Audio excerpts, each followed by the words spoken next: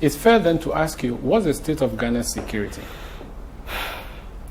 Frankly, I think there are a lot of factors that are at play now that could swing things one way or the other if we are not careful.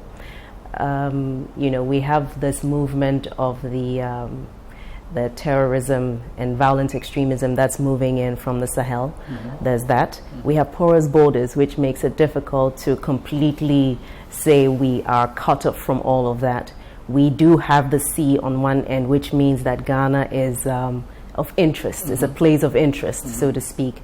And because of the free movement of people within the ECOWAS, it's also something that we can't ignore, especially when you have this huge gap between the rich and the poor.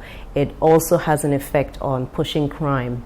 We have that as well. When there's the perception that some people are treated differently before the law, that also affects what we perceive as our security, whether it's national or personal. There are a lot of factors. And as well, the COVID also created an interesting twist, whether it was with regards to people just not having access to livelihood and therefore in a state of poverty where people were being driven to do things.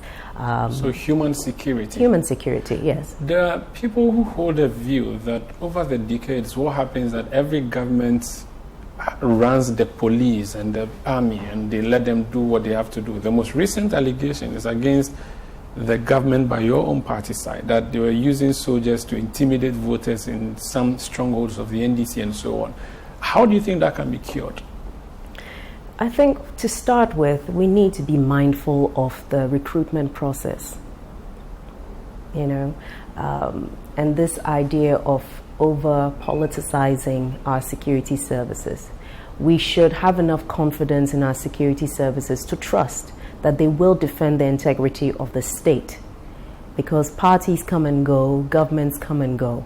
But ultimately, the security services must be interested in the security of the nationals and the security of the state, and must outlive any regime, which is ultimately what the security services are meant to do. And we need to really, as the body politic, take a position that says we will not interfere in the work of the security services. We will allow them to perform their functions because they know what their functions are. The problem comes when within the political hierarchy, influence is brought to bear on how their mandate is executed. Then it creates this imbalance.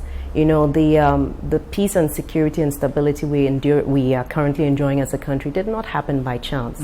And to interfere with certain foundations that hold it up would be to jeopardize everything that we hold dear. How easy would that be, though? Because the president, and now is whether or not he's political, of course he has to be political most often than not, is the commander-in-chief of the armed forces. He has to be sure who goes in there, clearly. He appoints the IGP. He has to be sure who goes into the service. Well, how can we really have an independent service when the commander of these services is the president? How does that work? And the president is a political person. Yes, that's true. But you see, there are reasons why certain positions are political positions and others, clearly, you must be going through the ranks, where you don't have a situation where certain officers are bypassed because they are perceived to be in alliance with certain parties, where if somebody is due a promotion, we should be fair. If we allow the system to operate fairly, you will find that the best will rise to the top. And they should understand at that point, given the fact that you need to go through certain processes in terms of your appreciation of peacekeeping, security, and all of that before you can rise above certain ranks. Ghana comes first. And it should come first, even in the minds of every politician. So beyond appointing people, which, as you clearly mentioned, clearly if you are the commander-in-chief, you need to know who you've put in these positions. We must also allow for the systems to work and for us to minimize as much as possible political interference in the execution of the mandate of the security services.